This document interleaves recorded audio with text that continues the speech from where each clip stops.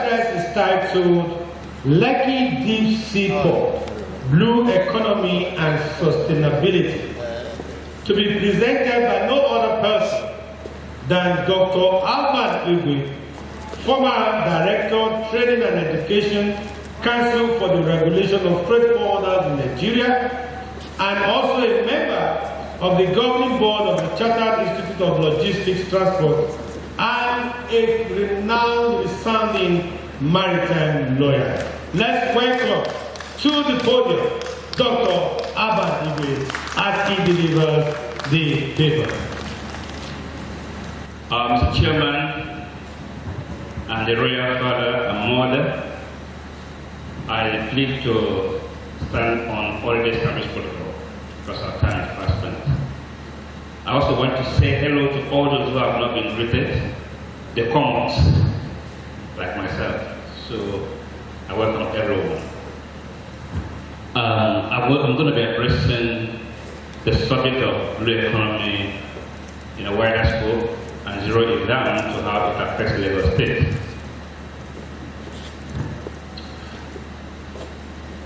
This is my overview of the subject matter. I'll make a quick introduction, take overview of the blue economy, look at the legal regime of blue economy, the administration, and how we can plan both blue economy to make it more sustainable, and then how we can operate it, and then I'll share some closing thoughts. Let me begin with this opening statement that history is like.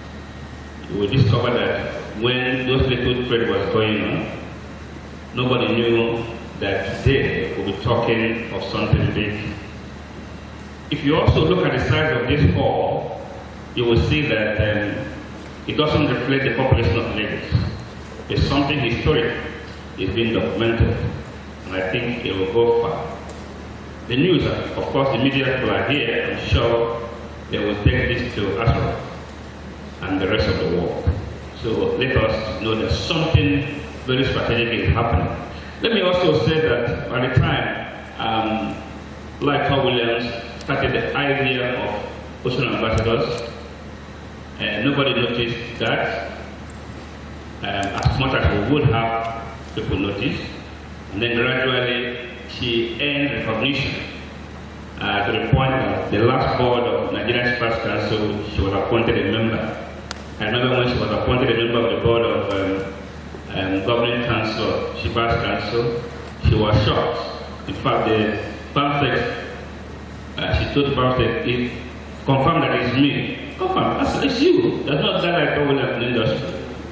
So I like to buttress the point I've made here that history is like pregnancy, it just starts very small.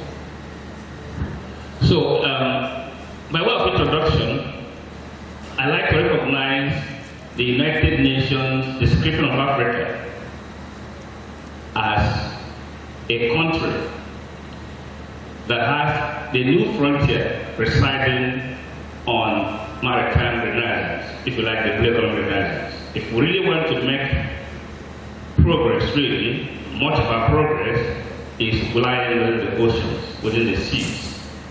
Naturally, that should be so. And if you find your state, your community within the coastal environment, that means that a lot of wealth is hidden. It's the way you want to exploit it that makes a difference. And that's the kind of conversation we want to steer today. Also, the African Union also have supported the views of the United Nations, cascading downwards, by highlighting that over 90% of Africa's imports and exports are done by sea, making the continent a strategic gateway for both regional and international trade. So we're coming from the global to the continental, and then we see where we are today. We're talking about Igwe, which is like a grassroots approach to what is being said at the global scale. Now, the African Union also has an agenda which is called 2050 Africa's Integrated Maritime Strategy. And of course, in 2019, they also developed the blue economy strategy to be more specific. And they underscore the need for establishment of a blue economy African-wide. So sometimes when we discuss blue economy, we're looking at national, international, and all of that. But the truth is that blue economy situates somewhere. When we call Nigeria, it's a geography. But when we call Nigeria, there's a place in Nigeria we're referring to. That is why I think it's very patriotic of Lighter Williams to actually convene this conversation. I guess having served as an NGO convener and having had the privilege of serving the federal government by way of being a board member, she's trying to give back to her own community and say, what do I have with all this exposure and experience? What do I have to give to this community? That's why she's steering this conversation, which I'm glad to add my voice. So notably, we find that of the 54 countries in Africa, 38 are coastal communities, which means that this continent is poised for blue wealth, and we must be part of that. So the blue economy concept seeks to promote economic growth, social inclusion, and preservation of or improvement of livelihoods, while at the same time ensuring environmental sustainability and all issues integral to the 2030 Sustainable Development Agenda. So again, the UN, in describing their 17-point agenda, which is targeted towards 2030, underscored the need to improve the livelihoods of people within the coastal community, and they even specifically address life under sea. Next slide, please. So let me give you one free information, which means you're not going to pay. The rest I've said we paid for, but this one is a free information. About 71% of the Earth's surface is water covered, and the ocean showed about 96.5% of all Earth's water. So water also exists in the air as water vapor, in rivers and lakes, in ice caps and glaciers, in the ground as soil moisture and aquifer, and even in you. So in adult men, about 60% of their bodies are water, while in adult women, water content is about 55. Don't ask me the difference. I don't know the difference, but this is what statistics have shown. So it means that all our conversation is more of water than anything else. So you and I are also part of the conversation when we talk about maritime or blue economy. Next slide. Next slide, please.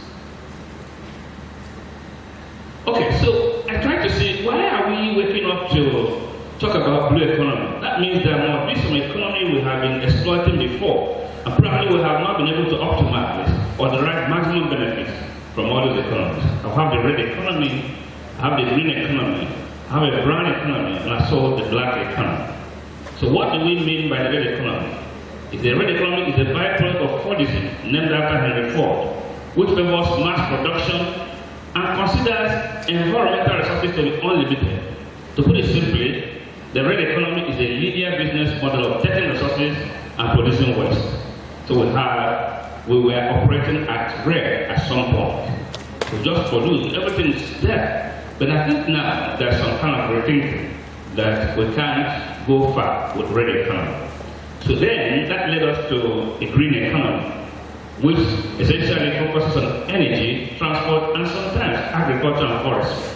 So how to really start the conversation around conservation. Then we move to brown economy, which is one in which economic growth is largely dependent on environmentally destructive forms of activity, especially fossil fuels like coal, oil, and gas. We've all seen that they were coming to the end of that. Okay, so we now know that the fossil fuels have a time limit because they are not renewable. So they will degrade, destroy the environment, and then put all of us in some kind of jeopardy. We talk about climate change and global warming and all of that. These are all the consequences of engaging massively on brown economy. So then we have the black economy, which refers to an economy within a jurisdiction, without following formal protocols of doing business. We hear of a black market, So people just do whatever they like and damn the consequences. That is black economy. So we have all experimented red, green, brown, and black. And the whole world is now rethinking their development and saying that no, we need to go blue. And in that blue conversation, we want to see how we can get involved and make the best of it. Next slide. So we'll look at the definition of blue economy, which has been given by a number of authorities, including the World Bank, the European Commission, the UN, and the rest of them. So all revolve around sustainable use of resources. The resources available to us in the world are not unlimited as we think. And where they exist in abundance, they require some responsible use to make it sustainable. I was a student of Cardiff University Law School, and for the first time, I came across sustainable fishing. I can see lawyers discussing fishing. Everybody's concerned about the use. There must be a regulation. That's the reason why you get to the law school. There must be a reason why we must put regulation. Otherwise, people will continue with their brown mentality or black mentality. So they were discussing that if there's kind of mesh you will use in fishing, you will kill both the young fish and the adult fish altogether. So you have destroyed the principle of sustainability. Therefore, they put a guideline on the kind of mesh. So which sounds a bit legally scientific. So the European Union defines it as all economic activities related to oceans and seas and coasts. So whatever you are doing, whether it is mentioned specifically or not, as long as it's an activity within the oceans, you are trying to exploit blue economy. And then the UN knows that blue economy will aid in achieving the United Nations Sustainable Development Goals, of which one goal for this is life below water. So in crafting the SDG goals, the UN noted that the blue economy is responsible for sustaining, conserving life underwater. And I can tell you that even addresses food security. Because when you talk about food security, fisheries contribute quite a lot to food security.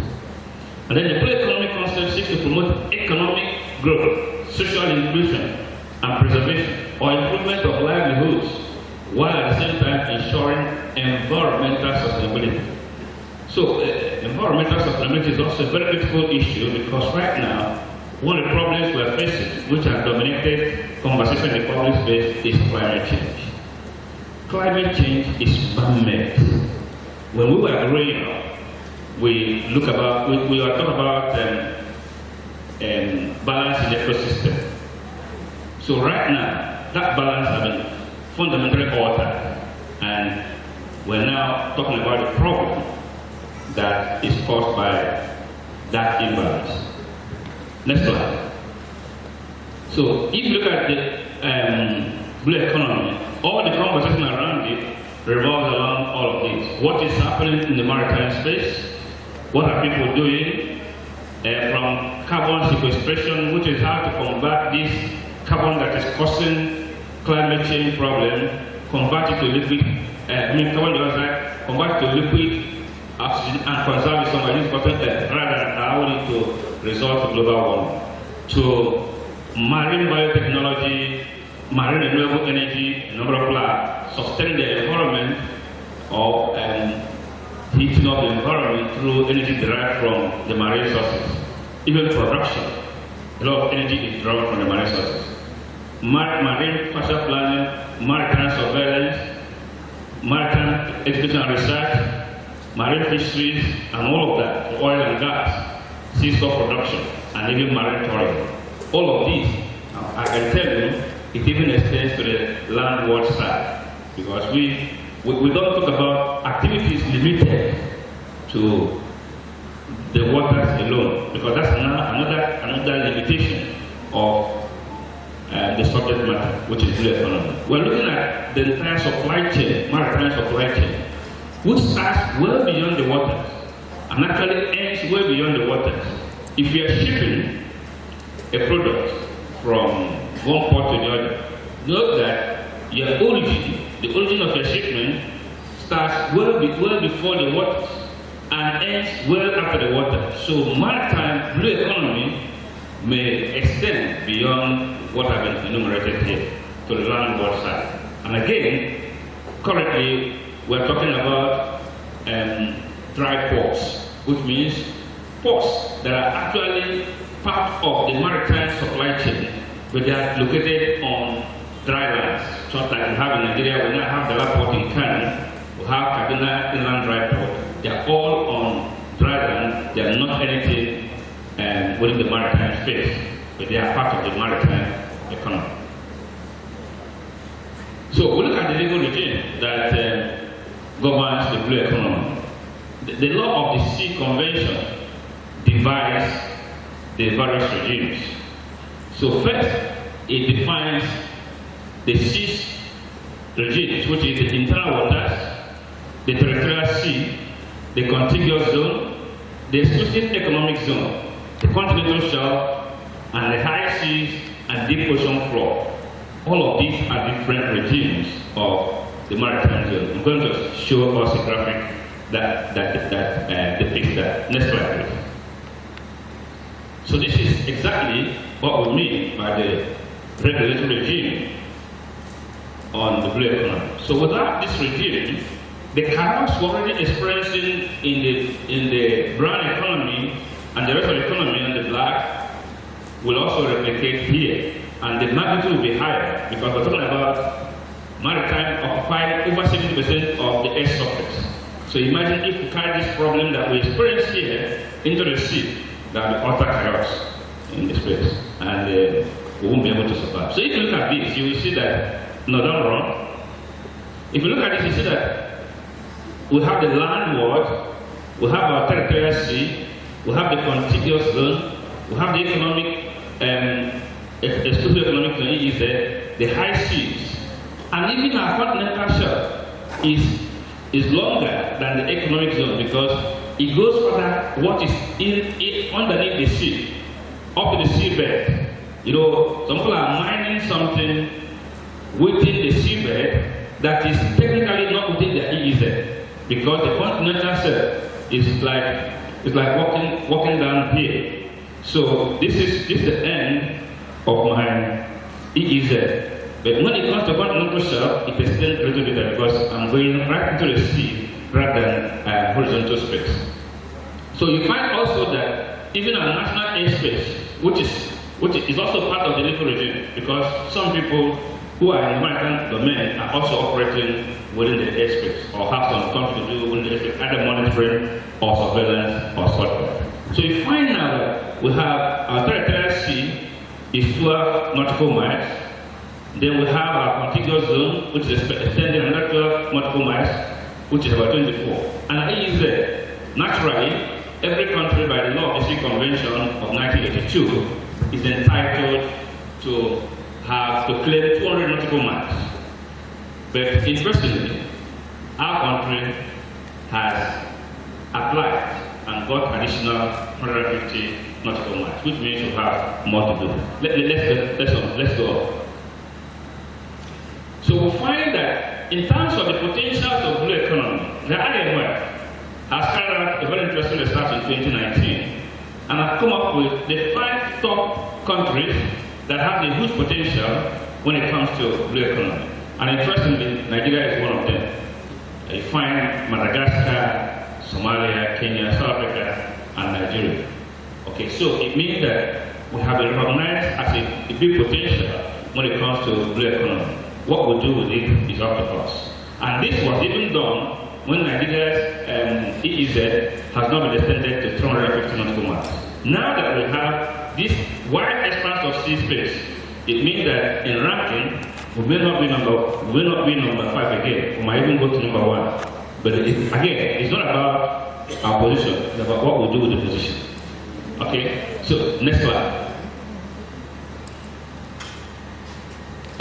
So in terms of growth, economic growth for the 5 countries projected, Nigeria was also estimated to have about 2.1%, while Kenya and Madagascar are ranking higher, more than this. So you can see, so we are only better than South Africa in terms of the projection. But I argue that until a conversation like this is organized and followed to the logical conclusion, these potentials will just be literature. But that's why this conversation has been called. I think the other slide a fact before us that if we don't take time, there will be controversy within the 6th place because the lead role on the 6th place is virtually expired. So that's another conversation, which is for legal consideration. Okay, so next slide. So the argument I said, or what I posited earlier, that there's a good news that Nigeria now has an extension that brings our 200 nautical miles to 350 nautical miles from April of this year. So that means we can then move further inward, so that we can move further into the ocean space and clear and do business, whether it is fishing or oil exploration or tourism. We now have higher capacity, but we can't do anything if we don't do the capacity to exploit. So that is the essence, I think that's the main essence of this conversation. So I call this time a time for definite agenda. I know Lagos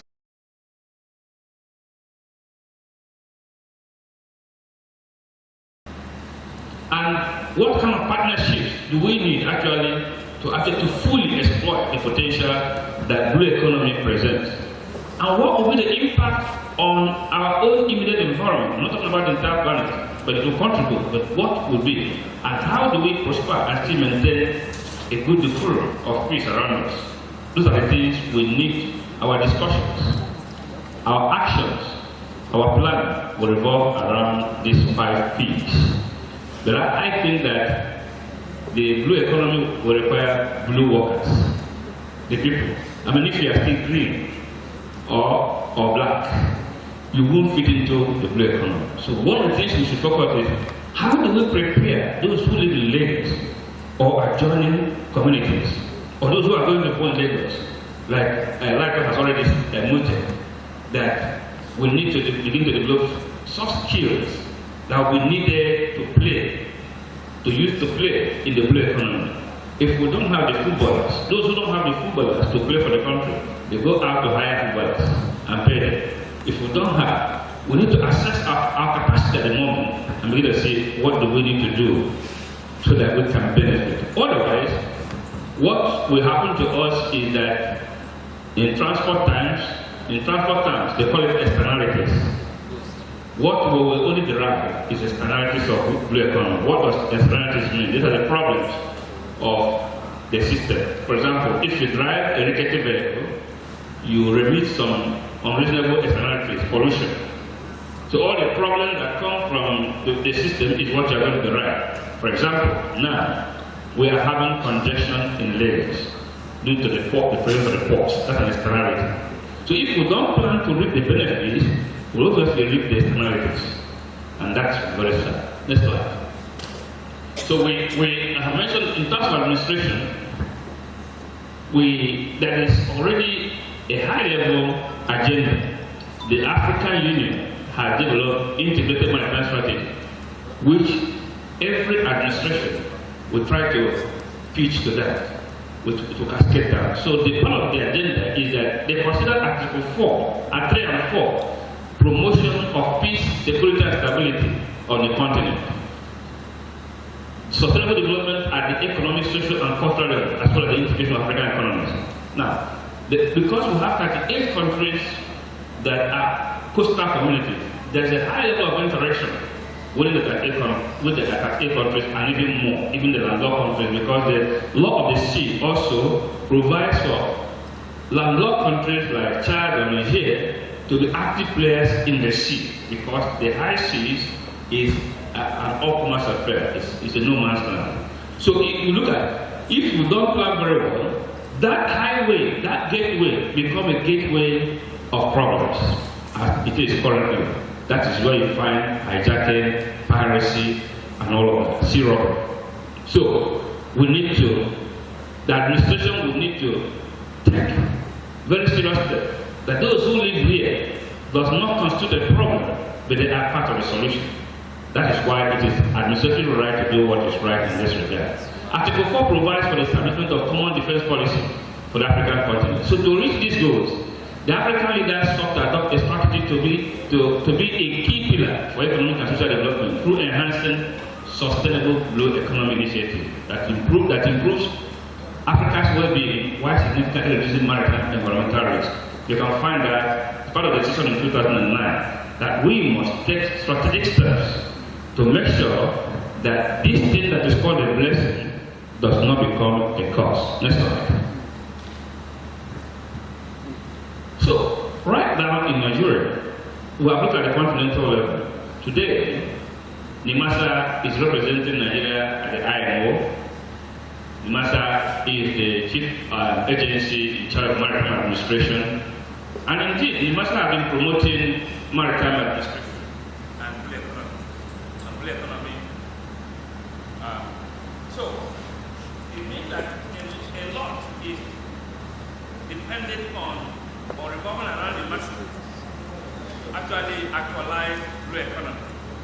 But notwithstanding, the blue economy is a multi-stakeholder activity, just like we have highlighted the various ramifications of blue economy. Therefore, every stakeholder must so identify his or herself, which I think is what Elijah Williams is trying to bring before Lagos State, that we have a role as a stakeholder. If we leave everything to the master, we will only reap the externalities. So what is our take? A population of 15 to 20 million and still growing can be a melting pot for criminality if we don't plan for them. Actually, in mega cities of the world, that is where you have mega problems. I have done a lot of study on mega cities. And I found from New York to Mumbai, that is where you have real problems because we do not provide for them, we do not plan adequately for them. So every stakeholder must be on the table. It is not after they have actualized a blue economy project, they need to say what is in it for us. We must be part of the originators, the ideas, the precautions, and the plan that it needs to run the blue economy. Next one. Okay, so in planning blue economy, what do we need to consider? We need to consider that it is important that we have a multi-stakeholder approach. Well, I think I was privileged to be in Kenya with DG NIMASA and Keepers Council boss, that ES Keepers Council, sometime last year, when a continental blue economy discussion was going on. And it's usually a multi-stakeholder. It's not something we will just relax and wait until after the matter has packaged it, they will drop on the table. And then of course we'll be saying, okay, this one is not happening, this one. So it is naturally a multi-stakeholder approach.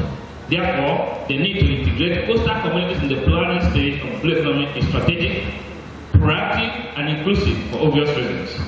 If you don't do that, well, of course, piracy will continue, sea robbery will continue, and the rest of that. The maritime hub in Igwe is calling for a repair. Well, I think we're lucky that somebody is historical enough to say this business was going on here because that's our natural endowment. There may not be oil here, but this is what we have as part of what God has given us. Therefore, those boys must benefit from what the natural endowment they have given. But if the leaders do not help in leading the conversation, they will help in solving the problem of tomorrow because these boys and girls will react somehow. So the blue economy planning should envision a multinational business model, MBM, with partnerships and continental presence and the key strategies, especially in the North African free trade area. Well, you know what is called a multinational? Multinational is a business that has presence in many countries. So we have already 38 countries that our blue economy business was going to touch. What they're bringing in and what we're going on. Now is a good time because we're talking about African one economy, African continental free trade. So it means that a lot of interactions will take place. Somebody will do the marketing, somebody will know what will go in and what will come out. Somebody is going to be in charge of policy issues and all of that. So this is what we will need as far as the planning of blue economy is concerned. And we must be the players, not spectators. Next slide. So for the operation, I think that the great asset to any business is human resources. But that's the greatest asset. Therefore, developing and engaging indigenous workforce to forces missing represents the most strategic agenda. How do we develop people? I think in Singapore and Philippines, the greatest asset in maritime business is the people. They develop people and export the people. We find all the seamen, majority of the seamen are Philippines, Singaporeans, and all of that. Nigeria can develop seamen, seawomen, and export them. That's the best investment. We don't have to wait until we have too many ships. Nigeria can become shipbuilders by having partners, those who have technical capacity, and begin to build ships, even small ships, even vessels that will sail within Nigeria, because the rules have failed. The rail is not functioning optimally. So the sea is there for us. Partnership with inland waterways and other stakeholders have the capacity so that we can create more jobs and reduce the civil unrest among these youths. Now, it will guarantee reduction in insecurity, which is critical for the transition of blue economy. Well, security, you cannot oversay things about security. I was talking with someone within the week. I said there's what is called dangerous goods, and it's covered by international convention. And that is how to convey goods that are considered dangerous from one point to the other. And there are about 9 classifications of dangerous goods. I said if anybody involved in supply chain, you are involved in transportation or logistics, and you don't know about dangerous goods, you are a danger to the society. The US called dangerous goods hazardous materials. If you don't know about hazardous materials, you are a hazard to the environment. So we need to begin to develop capacity of people who will manage the blue economy. And the time to do that is now. We need to draw the agenda, what it takes to run it, and begin to see which ones we can immediately commit ourselves. We must commit, and I wish I put it in red, to developing blue workers. We have developed some white-collar job workers, and they don't find a job. Now we are going to the blue side. We need to develop those who have the capacity to navigate the seas, to exploit the seas, to carry out research, whatever we have seen in the ramifications of the economy. And of course, we need to activate a strong and resilient maritime supply chain. Well, that's very critical. If we don't activate that maritime supply chain from the beginning of source of raw material to the end of it, to the mass logistics, if we don't activate that, it means any interruption in the maritime supply chain will put us in a very critical state. So, next slide.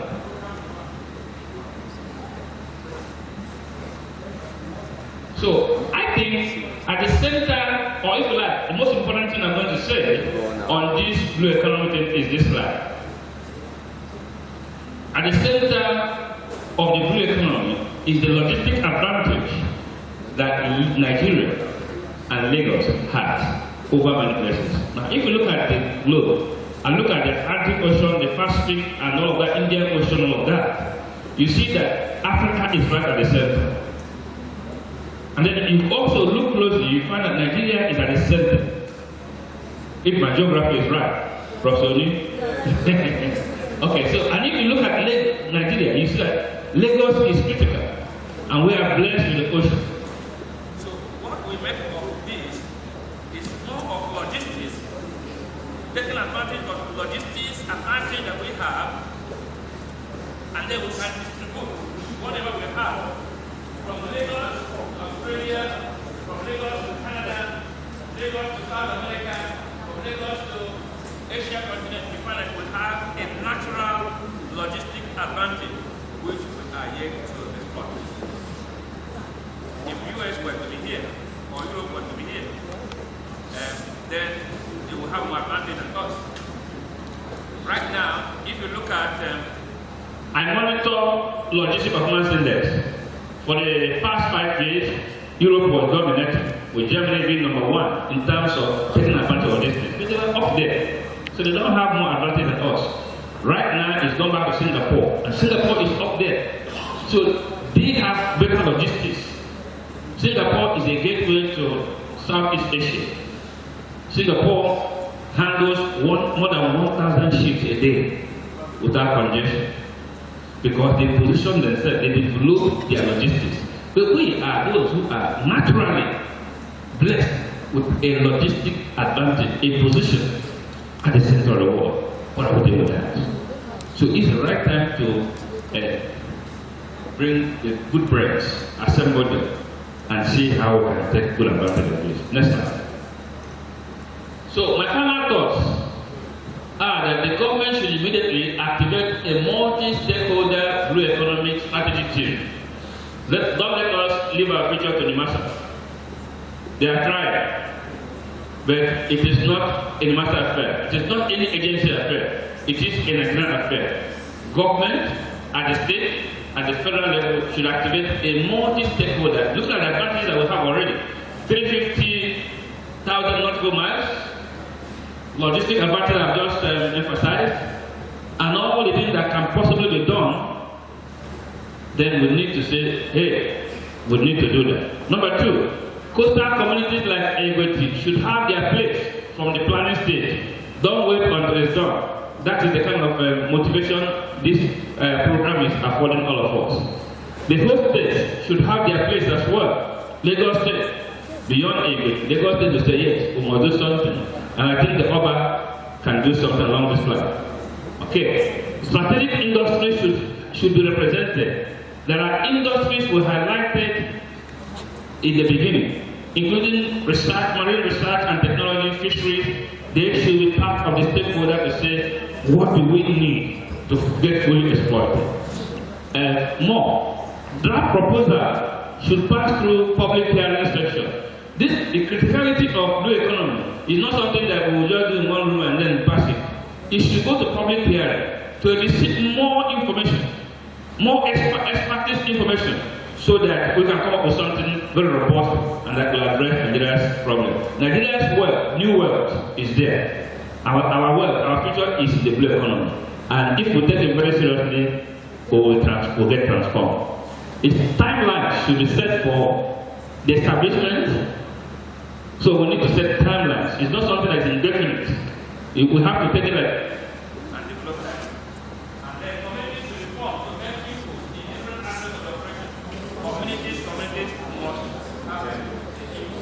and I think my strongest recommendation is that a dedicated ministry of blue economy should be contemplated. It's not hiding under somewhere. You can see what it covers is more than transportation. Transport is just one segment of that. Okay? So we need to have a dedicated blue economy ministry. In Seychelles, there's a department, the Ministry of Blue Economy. And Seychelles is just less than 1 million people. And we're talking about our own country, over 200 million people, that need to rely on the resources from the ocean and beyond. So we need to contemplate setting up a ministry of blue economy. And that is my strongest recommendation for this program. Thank you.